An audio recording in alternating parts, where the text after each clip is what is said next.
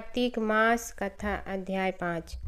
प्रभु मुझे सहारा है तेरा, जग के पालनहार। कार्तिक मास महात्म की कथा करूं विस्तार।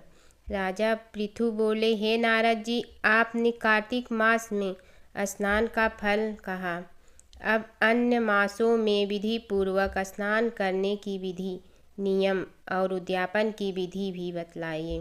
देवर्षि नारद ने कहा, हे राजन, आप भगवान विष्णु के अंश से उत्पन्न हुए हैं, अतः यह बात आपको ज्ञात ही है। फिर भी आपको यथाचित विधान बतलाता हूँ। आश्विन माह में शुक्ल पक्ष की एकादशी से कार्तिक के व्रत करने चाहिए। ब्रह्मा मुहूर्त में उठकर जल का पात्र लेकर गांव से बाहर पूर्व अथवा उत्तर दिशा में जाना चाहिए। उसके बाद जो मनुष्य मुख शुद्धि नहीं करता, उसे किसी भी मंत्र का फल प्राप्त नहीं होता है।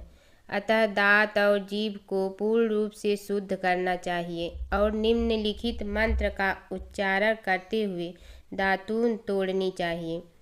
हे वनस्पतय, आप मुझे आयु, कीर्ति, तेज, प्रज्ञा, पशु संपत्ति, महाज्ञान, बुद्धि और विद्या प्रदान करो। इस प्रकार उच्चारण करके वृक्ष से 12 अंगुल की दातून लें। दूध वाले वृक्षों से दातून नहीं लेनी चाहिए। इसी प्रकार कपास, कांटेदार वृक्ष तथा जले हुए वृक्ष से भी दातून लेना मना है, जिससे उत्तम गंध आती हो और जिसकी टहनी कोमल हो। ऐसे ही वृक्ष से दंत धावन ग्रहण करना चाहिए। प्रतिपदा, अमावस्या, नवमी, छठी, रविवार को चंद्र तथा सूर्य ग्रहण में दातून नहीं करनी चाहिए। तत्पश्चात भली भांति स्नान करके फूल, माला, चंदन और पान आदि पूजा की सामग्री लेकर प्रसन्नचित्त व भक्ति पूर्वक शिवालय में जाकर सभी देवी देवताओं की अर्घ्य, आचमनी आदि वस्तुओं से पृथक पृथक पूजा करके प्रार्थना एवं प्रणाम करना चाहिए। फिर भक्तों के स्वर में स्वर मिलाकर श्री हरि का कीर्तन करना चाहिए। मंदिर में जो गायक भगवान श्री हरि का कीर्तन करने आए हों, उनका माला, चंदन, तांबूल आदि से पूजन करना चाहिए, क्योंकि देवालयों में भगवान विष्णु को अपनी तपस्या, योग और दान द्वारा प्रसन्न करते थे।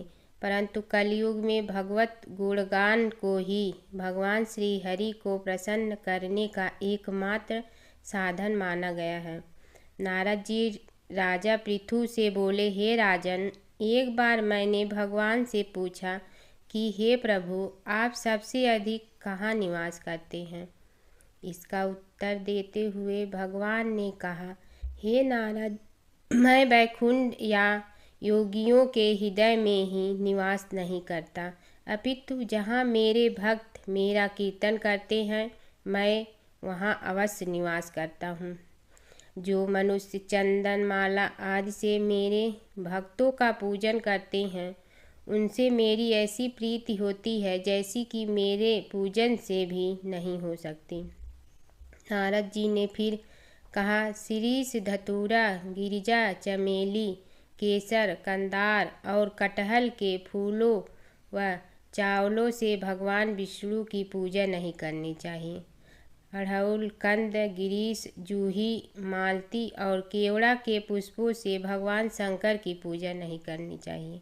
जिन देवताओं की पूजा में जो फल फूल निर्दिष्ट है, उन्हीं से उनका पूजन करना चाहिए। पूजन समाप्ति के बाद भगवान से क्षमा प्रार्थना करनी चाहिए, यथा, हे सुरेश्वर, हे देव, न मैं मंत्र जानता हूँ न क्रिया, मैं भक्ति से भी हीन हूँ। मैंने जो कुछ भी आपकी पूजा की है उसे पूरा करें। ऐसी प्रार्थना करने के पश्चात साष्टांग प्रणाम करके भगवत कीर्तन करना चाहिए, श्री हरि की कथा सुननी चाहिए और प्रसाद ग्रहण करना चाहिए। जो मनुष्य उपरोक्त विधि के अनुसार कार्तिक व्रत का अनुष्ठान करते हैं, वह जगत के सभी सुखों को भोगते हुए अंत में मुक्ति को प्राप्त करते हैं। कार्तिक मास कथा अध्याय 6। नारद जी बोले, जब 2 घड़ी रात बाकी रहे, तब तुलसी जी की मृतिका वस्त्र और कलश लेकर जलाशय पर जाएं। कार्तिक में जहाँ कहीं भी प्रत्येक जलाशय के जल में स्नान करना चाहिए। गर्म जल की अपेक्षा ठंडे जल में स्नान करने से 10 गुना पुण्य होता है। उससे 100 गुना पुण्य बाहरी कुएं के जल में स्नान करने से होता है। उससे अधिक पुण्य बावड़ी में और उससे भी अधिक पुण्य पोखरा में स्नान करने से होता है। उससे 10 गुना झरनों में और उससे भी अधिक पुण्य कार्तिक में नदी स्नान करने से होता है। उससे भी 10 गुना पुण्य वहाँ होता है जहाँ 2 नदियों का संगम हो, और यदि कहीं 3 नदियों का संगम हो तब तो पुण्य की कोई सीमा ही नहीं। स्नान से पहले भगवान का ध्यान करके स्नान अर्थात संकल्प करना चाहिए। फिर तीर्थ में उपस्थित देवताओं को क्रमशः अर्घ्य आचमनी आदि देना चाहिए। अर्घ्य मंत्र इस प्रकार है। हे कमलनाथ, आपको नमस्कार है। हे जलसाई भगवान, आपको प्रणाम है। हे ऋषिकेश, आपको नमस्कार है। मेरे दिए गए अर्घ्य को आप ग्रहण करें। वैकुंठ, प्रयाग तथा बद्री का श्रम में जहाँ कहीं भगवान विष्णु गए वहाँ उन्होंने 3 प्रकार से अपना पांव रखा था। वहाँ पर ऋषि, वेद, यज्ञों सहित सभी देवता मेरी रक्षा करते रहे। हे जनार्दन, हे दामोदर, हे देवेश, आपको प्रसन्न करने हेतु मैं कार्तिक मास में विधि विधान से ब्रह्मा मुहूर्त में स्नान कर रहा हूँ। आपकी कृपा से मेरे सभी पापों का नाश हो। हे प्रभु, कार्तिक मास में व्रत तथा विधि पूर्वक स्नान करने वाला मैं अर्घ्य देता हूँ। आप राधिका सहित ग्रहण करें। हे कृष्ण, हे बलशाली राक्षसों का संहार करने वाले भगवान, हे पापों का नाश करने वाले, कार्तिक मास में प्रतिदिन दिए हुए मेरे इस अर्घ्य द्वारा कार्तिक स्नान का व्रत करने वाला फल मुझे प्राप्त हो। तत्पश्चात विष्णु, शिव तथा सूर्य का ध्यान करके जल में प्रवेश कर नाभि के बराबर जल में खड़े होकर विधि पूर्वक स्नान करना चाहिए। गृहस्थी को तिल और आंवलों का चूर्ण लगाकर तथा विधवा स्त्री या यति को तुलसी की जड़ की मिट्टी लगाकर स्नान करना चाहिए। सप्तमी, अमावस्या, नवमी, त्रयोदशी, द्वितीया, दशमी आदि तिथियों को आंवला तथा तिल से स्नान करना वर्जित है। स्नान करते हुए निम्न शब्दों का उच्चारण करना चाहिए। जिस भक्ति भाव से भगवान ने देवताओं के कार्य के लिए 3 प्रकार का रूप धारण किया था, वही पापों का नाश करने वाले भगवान विष्णु अपनी कृपा से मुझे पवित्र बनाएं। जो अमुक भगवान विष्णु की आज्ञा से कार्तिक व्रत करता है उसकी इंद्रादि सभी देवता रक्षा करते हैं, इसलिए वह मुझको पवित्र करें। बीजों, रहस्यों तथा यज्ञों सहित वेदों के मंत्र, कश्यप आदि ऋषि, इंद्रादि देवता मुझे पवित्र करें। अदिति आदि सभी नारियां, यज्ञ, सिद्ध, सर्प और समस्त औषधियां व तीनों लोकों के पहाड़ मुझे पवित्र करें। इस प्रकार कहकर स्नान करने के बाद मनुष्य को हाथ में पवित्री धारण करके देवता, ऋषि, मनुष्यों तथा पितरों का विधि पूर्वक तर्पण करना चाहिए।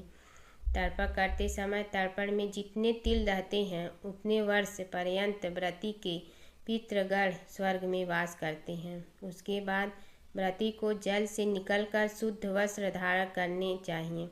सभी तीर्थों के सारे कार्यों से निवृत्त होकर पुनः भगवान विष्णु का पूजन करना चाहिए। सभी तीर्थों के सारे देवताओं का स्मरण करके भक्ति पूर्वक सावधान होकर चंदन, फूल और फलों के साथ भगवान विष्णु को फिर से अर्घ्य देना चाहिए। अर्घ्य के मंत्र का अर्थ इस प्रकार है। मैंने पवित्र कार्तिक मास में स्नान किया है। हे विष्णु, राधा के साथ आप मेरे दिए अर्घ्य को ग्रहण करें।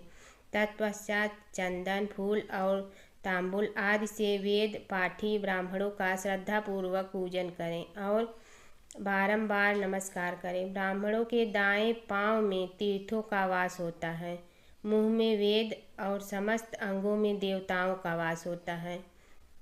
अपने कल्याण की इच्छा रखने वाले मनुष्य को इनका न तो अपमान करना चाहिए और न ही इनका विरोध करना चाहिए। फिर एकाग्रचित होकर भगवान विष्णु की प्रिय तुलसी जी की पूजा करनी चाहिए। उनकी परिक्रमा करके उनको प्रणाम करना चाहिए। हे देवी, हे तुलसी, देवताओं ने ही प्राचीन काल से तुम्हारा निर्माण किया है और ऋषियों ने तुम्हारी पूजा की है। हे विष्णु प्रिया तुलसी, आपको नमस्कार है। आप मेरे समस्त पापों को नष्ट करो।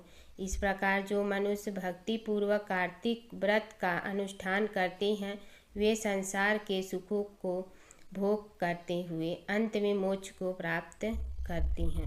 हर व्रत कथा के साथ पढ़ी और सुनी जाने वाली लपसी तपसी की यह कहानी। एक तपसी था। तपसी हमेशा भगवान की तपस्या में लीन रहता था। लपसी रोजाना सवा सेर की लपसी बनाकर भगवान का भोग लगाकर जीम लेता था। एक दिन दोनों लड़ने लगे। तपसी बोला, मैं रोज़ भगवान की तपस्या करता हूँ, इसलिए मैं बड़ा हूँ।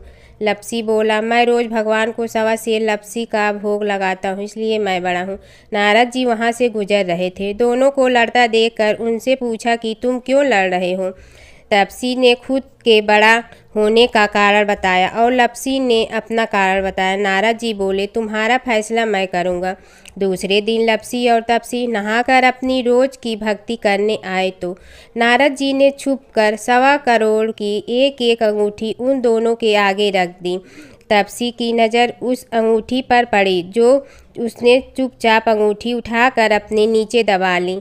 तब लपसी की नज़र अंगूठी पर पड़ी, लेकिन उसने ध्यान नहीं दिया। भगवान को भोग लगाकर लपसी खाना खाने लगा। नारद जी सामने आए तो दोनों ने पूछा कि कौन बड़ा, तो नारद जी ने तपसी से खड़ा होने को कहा। वो खड़ा हुआ तो उसने नीचे दबी अंगूठी दिखाई पड़ी। नारद जी ने लपसी से कहा, तपस्या करने के बाद भी तुम्हारी चोरी करने की आदत नहीं गई, इसलिए लपसी बड़ा है और तुम्हें तुम्हारी तपस्या का कोई फल भी नहीं मिलेगा। तपसी शर्मिंदा होकर माफ़ी मांगने लगा। उसने नारद जी से पूछा, मुझे मेरी तपस्या का फल कैसे मिलेगा। नारद जी ने कहा, यदि कोई गाय और कुत्ते की रोटी नहीं बनाएगा तो फल तुम्हें मिलेगा। यदि कोई ब्राह्मण को भोजन करवा कर दक्षिणा नहीं देगा तो फल तुम्हें मिलेगा। यदि कोई साड़ी के साथ ब्लाउज नहीं देगा तो फल तुझे मिलेगा। यदि कोई दिए से दिया जलाएगा तो फल तुम्हें मिलेगा। यदि कोई सारी कहानी सुने लेकिन तुम्हारी कहानी नहीं सुने तो फल तुझे मिलेगा। उसी दिन से हर व्रत कथा कहानी के साथ लपसी तपसी की कहानी भी सुनी और कही जाती है।